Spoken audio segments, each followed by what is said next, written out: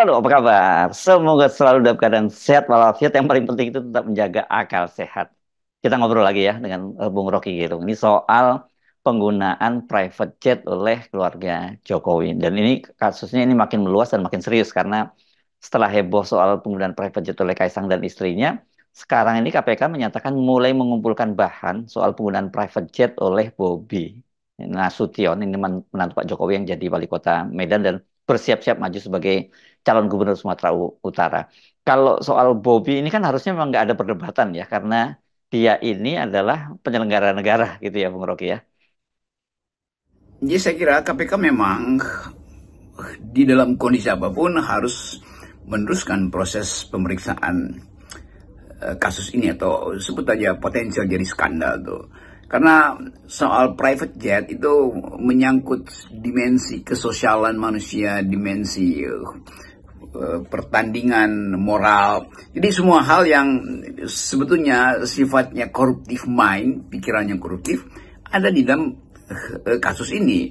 Tetapi KPK kendati dia lembaga formal, dia memerlukan energi informal, yaitu tekanan publik kan. Dan kita mengerti mengapa KPK ya seolah-olah terdesak oleh publik dan harus membaca keinginan publik, tapi sekaligus dia mesti mengevaluasi apakah kasus ini bisa dilanjutkan atau tidak secara hukum tuh. Jadi biarkan KPK menuntun dirinya sendiri dan diawasi oleh publik, bukan diawasi atau dipaksa-paksa untuk melakukan sesuatu atau tidak melakukan sesuatu oleh anggota DPR atau apalagi oleh kalangan politisi kan. Jadi moral KPK itu ditentukan oleh kemampuan dia untuk memisahkan antara naluri dia sebagai penegak hukum dan kondisi yang memungkinkan dia berhenti melakukan investigasi karena tekanan politik. Karena kita tahu bahwa KPK memang sejauh ini atau pada akhirnya harus didudukkan kembali sebagai peralatan presiden. Tapi sekali lagi moral publik menginginkan KPK untuk memulihkan filosofi keadilan atau tuntutan terhadap penegakan hukum. Jadi KPK ada dalam dilema, tapi dilema itu dengan mudah diatasi sebetulnya. Kalau KPK tunjukkan aja bahwa semua dugaan publik dan laporan publik itu harus dia fasilitasi atau dia teruskan langkah hukumnya, langkah penyelidikannya tuh. Dan kasus-kasus yang selama ini dilaporkan oleh publik melalui demonstrasi, melalui titipan informasi, semua itu seharusnya sudah bisa dimulai diproses oleh KPK. Jadi KPK jangan menunggu ada momentum politik, itu akan menunjukkan bahwa KPK sebetulnya juga dikendalikan oleh aura politik. Jadi lakukan aja langkah awal, mungkin secara taktis bisa setiap 3 hari ada press conference untuk menunjukkan urgensi dari kasus ini dan tahapan penyelidikan yang sudah dimulai atau pada tahapan mana kondisi penyelidikan itu sekarang ini. Itu sebetulnya untuk memenuhi, bukan memuaskan, tapi memenuhi kepentingan publik. Kasus Bobi ini menarik nih, Bung Rocky. Sebelumnya kan dia membela Kaisang dan kemudian mempertanyakan apa urusannya Kaisang pakai private jet, dipersoalkan kan dia bukan pejabat publik, bukan penyelenggara negara. Dan gara-gara itu kemudian netizen mulai mengulik dan Bobi itu ketahuan dia juga pernah menggunakan private jet itu malah bersama istrinya dan setelah dibongkar oleh netizen dan ketahuan itu adalah private jet milik pengusaha di Medan, dia menyatakan bahwa nggak ada masalah yang dia gunakan karena dia tidak menggunakan APBD dan juga itu bukan uang hasil korupsi. Memang ada kesan membela dari saudara Bobi Nasution terhadap Kaisang, dan itu hal yang secara psikologis bisa dimengerti karena reaksi dari sesama anggota keluarga adalah saling membela tuh. Tetapi kalau misalnya atau bukan misalnya, kalau terbaca bahwa Kaisang akhirnya juga memberitakan bahwa dia sendiri pernah naik private jet, dan itu penanda bahwa dia sebetulnya tahu bahwa data-data tentang kepernahan dia, bahwa dia pernah memakai private jet, itu juga ada di lensa-lensa publik. Jadi dia preemptif, dia dahului itu dengan mengatakan, ya saya juga naik private jet dan ada soal apa periksa aja sekalian dibongkar kalau saya ada masalah. Jadi itu juga menunjukkan semacam pembelaan psikologis terhadap potensi bahwa apa yang pernah dialami oleh Bobby itu sama yang dengan yang dialami oleh Kaisang. Kan ini dalam upaya untuk menyamakan frekuensi supaya kalau Bobby itu menyatakan dia pernah naik private jet, maka Bobby mungkin mau mengatakan bahwa beliau sama kedudukannya dengan Kaisang, pernah memakai fasilitas itu, tapi dalam kondisi yang tidak merugikan negara.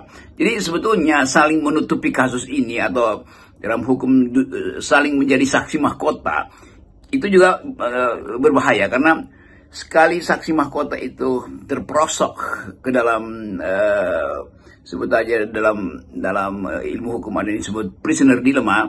Jadi mau nunggu siapa yang ngaku duluan tuh supaya hukumannya bisa diperingan. Tetapi sekaligus di dalam prisoner dilemma, dalam game teori itu, pengakuan seseorang bisa diantisipasi juga sebagai kejahatan bagi orang lain. Jadi kita masuk lagi dalam dilema untuk membaca apakah pengakuan Bobby itu bahwa dia pernah memakai private jet ada dalam kondisi yang sama dengan kepernahannya Kaisang dan istrinya.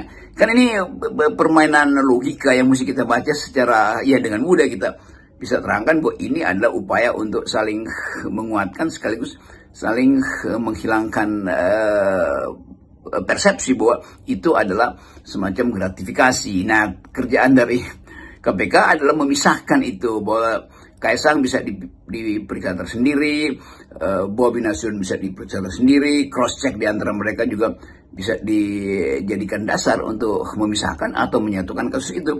Tapi yang jelas pengakuan Bobby itu juga tidak mengejutkan, tetapi kita mesti baca itu sebagai upaya untuk menurunkan suhu sasaran kamera publik dari Kaisang juga ke Bobby Nasution. Jadi mungkin ini mau dicari semacam keseimbangan opini publik.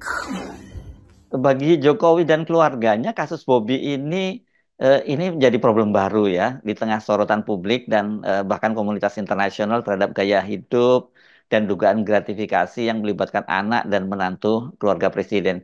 Kalau kasus Kaisang, mereka masih coba ngeles lah, Kaisang bukan pejabat publik. Ini kayak KPK nggak ada kaitannya, dan saya kira mungkin KPK juga karena desakan publik, jadi makanya dia juga tetap akan memanggil Kaisang. Tapi kalau Bobby, saya kira ya memang ini harusnya sudah mulai penyelidikan ya. Bukan nanti kalau ketahuan kedapatan memang ada kasus korupsinya, baru naik menjadi penyidikan. Karena itu KPK menyebutnya sedang mengumpulkan bahan. Gitu.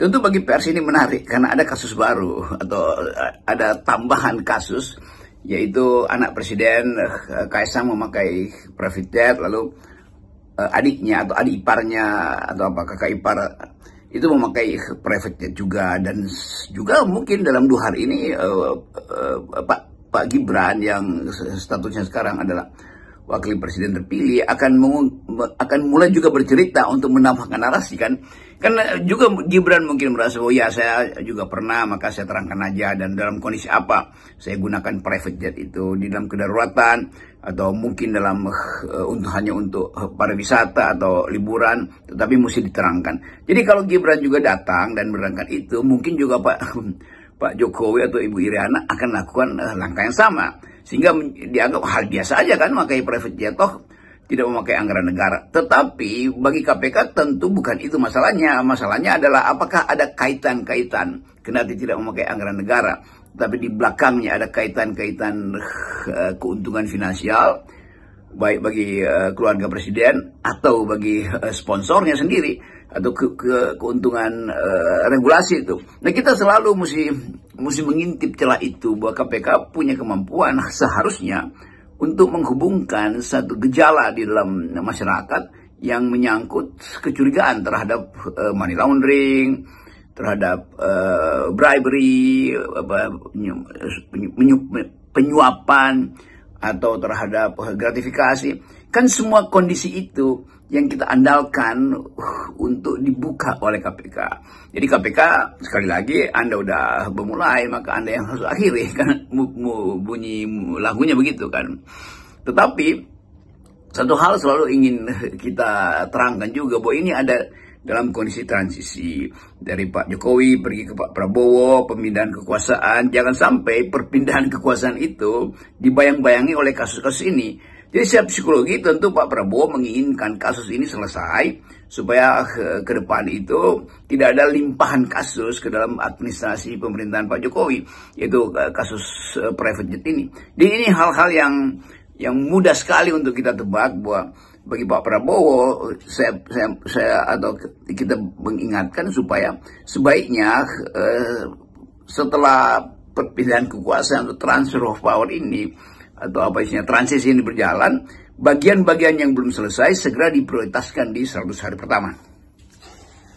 Nah ini Bung Rocky ya, kalau kita amati ya isu gaya hidup jet set keluarga Jokowi itu kalau bagi kalangan netizen itu ini jauh lebih menarik dibandingkan dengan isu-isu konstitusional karena itulah kasusnya masih terus bergulir gitu ya. Kalau kita ngomongin soal netizen ini kan memang ada yang cukup serius misalnya di Twitter, tapi juga banyak sekali di media sosial yang ini isinya Gen Z gitu ya. Meskipun kesannya itu receh, tapi kontennya belakangan ini saya perhatikan nggak receh ya. Apakah karena ini heboh ini karena platform media sosial itu terutama non Twitter, non X itu sekarang lebih banyak digunakan oleh Gen Z gitu, Bung Rocky? Semua soal yang menyangkut skandal keluarga istana justru itu lebih menarik perhatian bagi Gen Z ini ketimbang isu-isu konstitusional itu. Dan kita mungkin mengerti bahwa Gen Z ini lebih pekah di dalam mengulas hal-hal yang sensasional ketimbang hal-hal yang konstitusional. Jadi kita terima aja itu sebagai semacam ciri pembeda atau social code yang bisa kita pahami bahwa Gen Z ini terlibat dalam politik di dalam soal-soal yang sensasional, bukan yang substansial seperti urusan konstitusi misalnya. Tapi nggak ada soal juga, nggak apa-apa, karena ini adalah era mereka untuk mulai belajar politik melalui hal-hal yang bagi mereka itu menimbulkan keinginan tahuan lebih dalam.